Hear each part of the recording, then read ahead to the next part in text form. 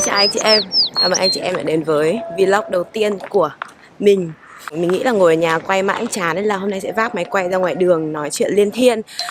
Chắc là chủ đề ngày hôm nay chúng ta sẽ nói về việc những điều mình ghét ở Singapore. Nhưng mà trước khi nói thì mình sẽ phải đi ra ngoài kiếm cái gì ăn đã. Đi xuống dưới nhà chắc là mua McDonald's. Nếu như mà ở đó còn chỗ ngồi thì mình sẽ nói chuyện đấy, còn nếu không thì mình sẽ lại mang lên trên nhà để ăn vậy. Mỏi tay quá. Tưởng mua được cái máy nhẹ để cầm đi cho nó nhẹ, hóa ra nó vẫn nặng.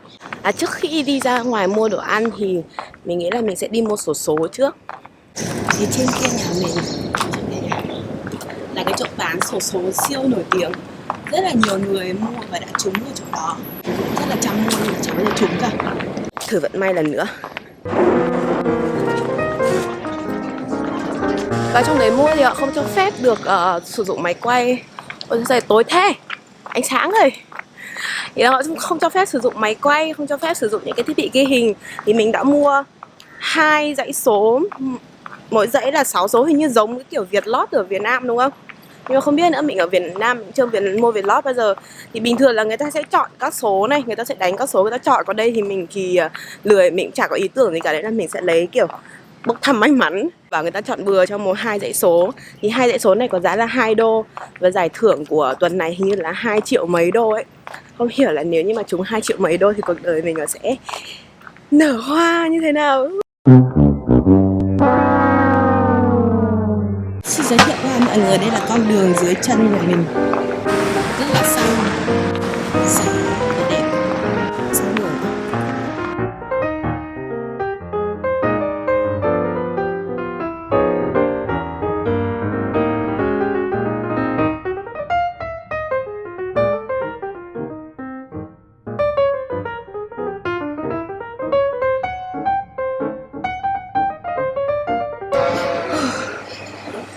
ngồi đây ánh sáng cũng được, không phải nói tệ. Bình thường ở chỗ này sẽ rất là đông. Đến đây mà mua đồ là chỉ có thể mang đi thôi, chứ không có chỗ để mà ngồi ấy. May sao hôm nay kiểu như là thứ hai, mọi người chắc đi làm hết rồi, nên là vẫn còn chỗ để cho mà ngồi. Ở ngoài thì hơi ầm, mà mình thì lại đang bị hàn cổ, không biết là nói chuyện có nghe rõ không. Và thôi cứ quay trước đã, tính sau. Thirty, right? Thank you. Tức là mình quay với bạn con chó đi đám.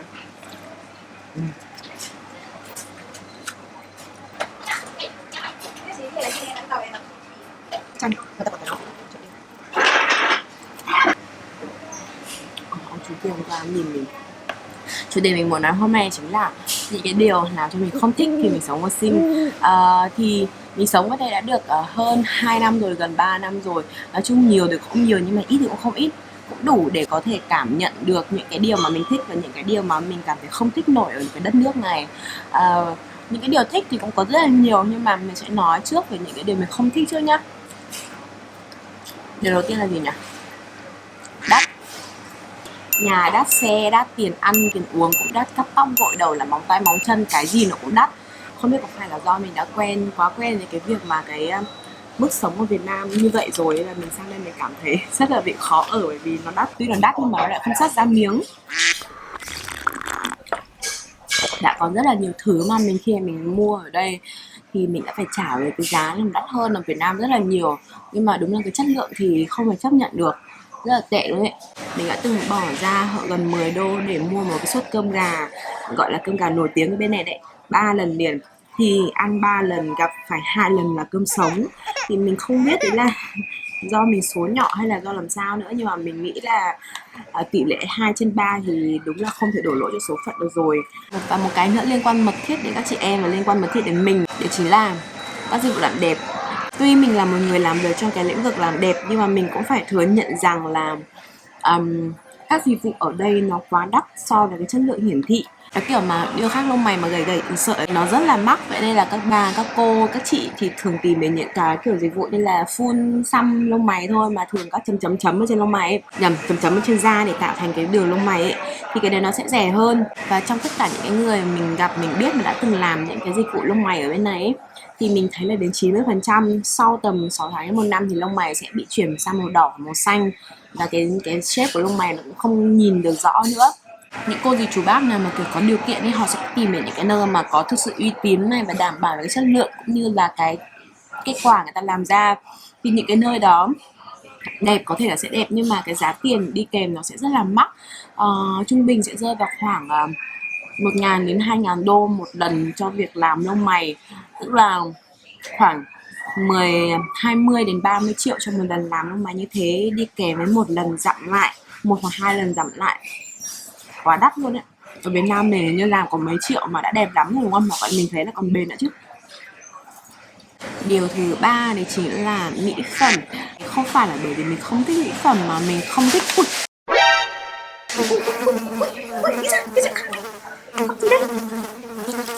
ruồi to thế, đi ra chỗ khác đi. Ôi, bay vào đây thế. Thì ở bên này có rất là nhiều store của các hãng, thì các bạn sẽ không bao giờ phải lo đến cái việc là mua phải hàng fake, hàng giả. Các bạn chỉ việc muốn mua cái gì là ra store và quất luôn thôi. Tuy nhiên thì cái gì thì mình không rõ, chứ riêng mỹ phẩm thì là mình chắc chắn 100% là giá ở đây là đắt hơn tất cả các nước khác rất là nhiều. Các bạn có thể so sánh giữa giá của Sephora Sinh và Sephora ở Mỹ thì hai giá nó chênh nhau khá là nhiều. Mà đôi khi tới đợt holiday nhá, những cái set hay, những cái set đẹp ấy thì họ thường chỉ bán ở những nước Âu Mỹ thôi, còn khi mà về Giáng sinh thì họ chỉ để lại những cái set như kiểu là vô giá trị. Không nói vô giá trị thì không đúng, nhưng mà nói chung cũng có giá trị, nhưng mà đại khái là cái sức hấp dẫn nó không có nhiều, và đôi khi là kiểu sale đi sale lại mà không ai mua luôn ấy. Còn nữa, các bạn ở các nước khác thì còn có khái niệm kiểu hàng top store, hàng high-end đúng không, là hàng bình dân và hàng xa xỉ đúng không, nhưng mà mình thấy ở bên này hình như là chỉ có hàng mid-end, hàng high-end thì phải. Tất cả những cái hãng như kiểu Maybelline này rồi L'Oreal thì ở bên đấy nó sẽ được xếp vào hàng drugstore đúng không, thì bởi vì là cái giá của nó rất là rẻ. Nhưng mà khi về bên này thì mình thấy giá nó không còn rẻ nữa. Như mình đi ra Watson mình mua một số đồ, mình thấy những cái thỏi son của Maybelline ở đấy thì rơi vào khoảng trên dưới 20 đô, tính ra là cũng 350 gần 400 một thỏi, thì mình thấy giá như vậy nó không nên gọi là drugstore nữa rồi. Ở trên YouTube có rất nhiều người làm những cái thử thách như là makeup challenge với kiểu 20 đô hay là với 500.000 ý. Nhưng mà mình nghĩ là nếu mà cho mình làm cái thử thách đấy ở đây thì chắc chắn là mình sẽ không hoàn thành được, bởi vì là đấy là một điều bất khả thi với cái giá cả ở bên này. Điều thứ tư đấy chính là một điều làm cho mình rất là khó chịu khi ở bên này, đấy chính là có rất là nhiều người vẫn còn hỏi mình là are you Vietnamese Chinese? Why don't you speak Chinese? Trong suy nghĩ người ta vẫn nghĩ rằng Việt Nam cũng giống như là đất nước của họ, cũng giống như là Malai hay Indo, người ta có người gốc Hoa, người gốc Ấn, người gốc Malai nọ kia kia. Và người Việt Nam thì họ cũng nghĩ rằng là gốc gác là từ Trung Quốc. Mình không biết là cái đối xử sơ của có gì. Ôi, cái con ruồi nó lại ở đây này, đi chứ khác đi. Còn nữa về tính chất công việc của mình là phải tiếp xúc và nói chuyện với nhiều người, nhiều khách hàng, nên là đôi khi nhận được nhiều những cái câu hỏi mà nó mang tính chất giải trí rất là cao, như kiểu là ở Việt Nam chúng mày có điện chưa? Mua vợ ở Việt Nam thì bao nhiêu tiền một người? Chúng mày sang đây làm việc 1-2 năm thì chúng mày sẽ đủ tiền để về Việt Nam mua nhà rồi đúng không?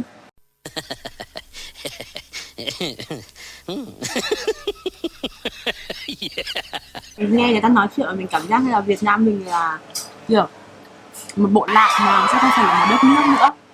Nhưng chắc thì Việt Nam cũng là một đất nước đang phát triển mà đúng không?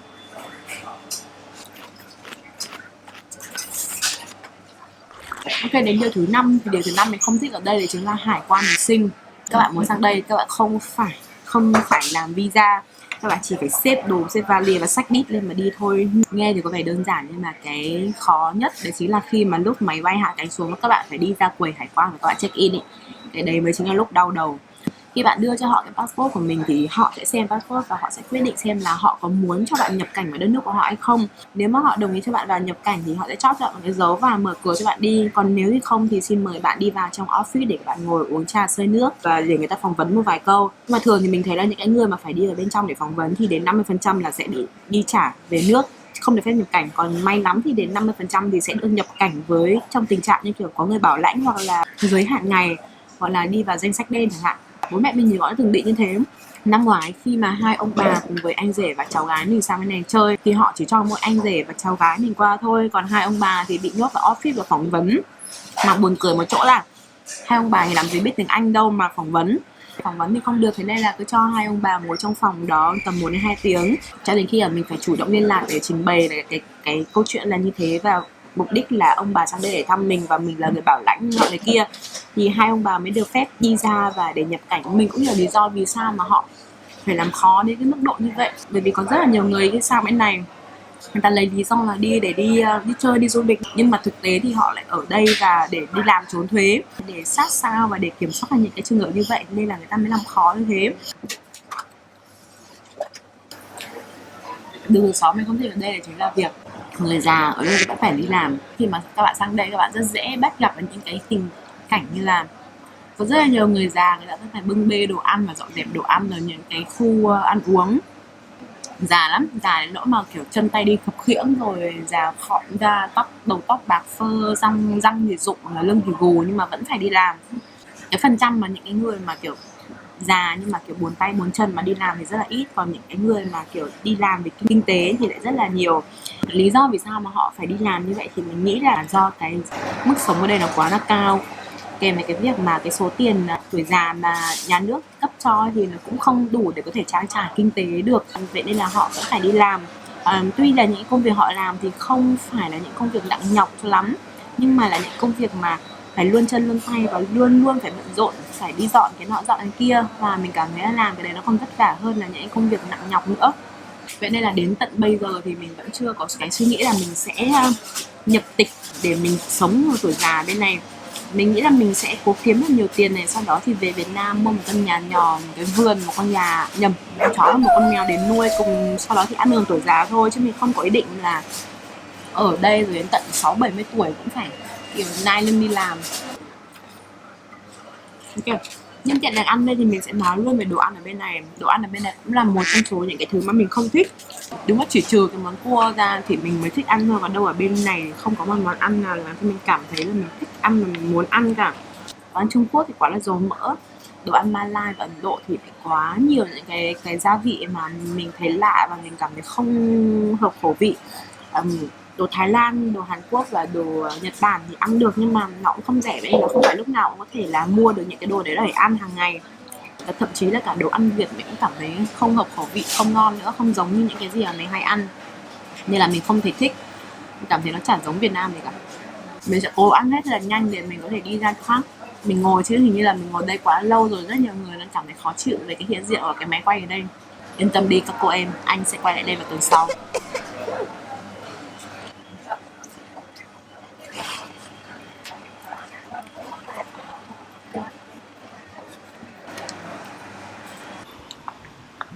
Ăn xong rồi quá là no, bây giờ mình sẽ đi ra siêu thị cũng gần nhà thôi để mình mua cái gì đó uống.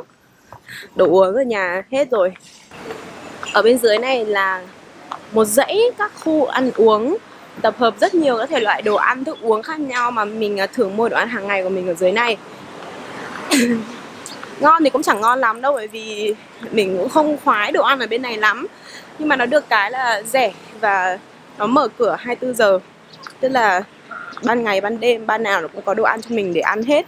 Thực ra cái khu nhà mình ở dưới này thì nó rất là tiện. Sao mọi người thấy mình cầm camera mọi người cứ lườm lườm mình nhỉ? Mình có làm gì đâu, mình đang chĩa ống quay về mặt mình mà có chĩa vào mọi người đâu mà cứ lườm mình đấy. Tội nghiệp mình. Đấy, rồi quên nhắc đến một cái điều mà mình không thích nữa khi ở bên này, đấy chính là đồ uống có cồn họ không bán sau 10 giờ 30. Tức là nếu mà các bạn muốn uống bia, uống rượu, muốn nhậu thì các bạn sau 10 giờ 30 thì các bạn sẽ phải đi vào các kiểu quán bar này, pub này, nói chung là những cái nơi mà nhăng nhẽo sập sình ấy thì các bạn mới có thể mua được. Chứ còn sau 10 giờ 30 thì như là trong siêu thị này, những cái chỗ ăn uống này, như cái chỗ vừa nãy mình chỉ thì họ sẽ không còn bán bia rượu nữa, vậy nên là các bạn sẽ không mua được. Ôi lạnh quá.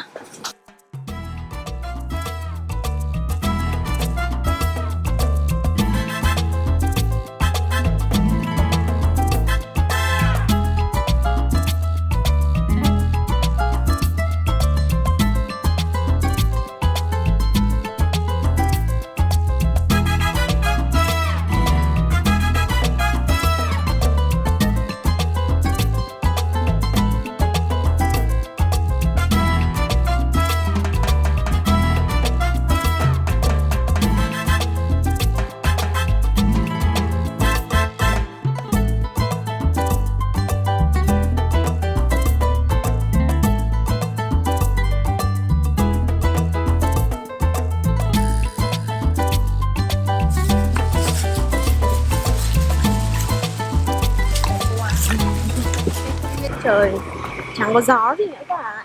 Chán quá à.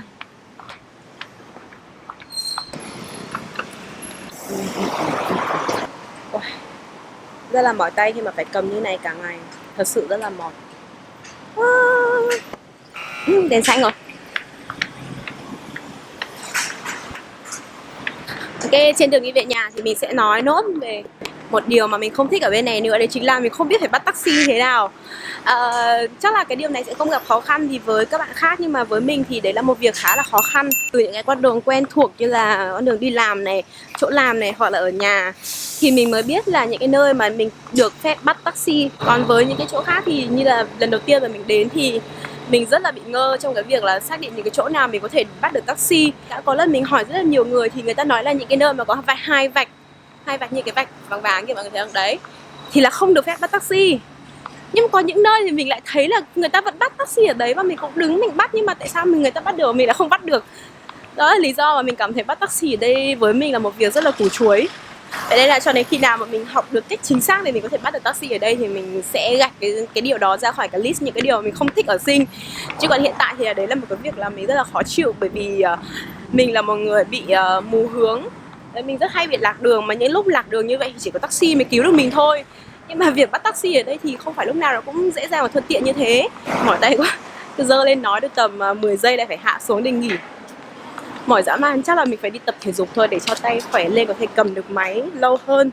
Bây giờ thì mình sẽ lên nhà thay đồ trang điểm một tí để đi ra ngoài mua sắm linh tinh. Đợt này ở bên Sing thì đang là mùa sale rất là lớn, sale rất là nhiều, và mình chỉ có một ngày nghỉ duy nhất trong tuần thôi. Vậy nên là nếu hôm nay mà không đi mà tuần sau đi thì sẽ bị lỡ rất là nhiều những cái món đồ hay. Vậy nên là mình sẽ phải đi ngay hôm nay. Ok, vậy là mình sẽ lên nhà và mình sẽ kết thúc video ở đây.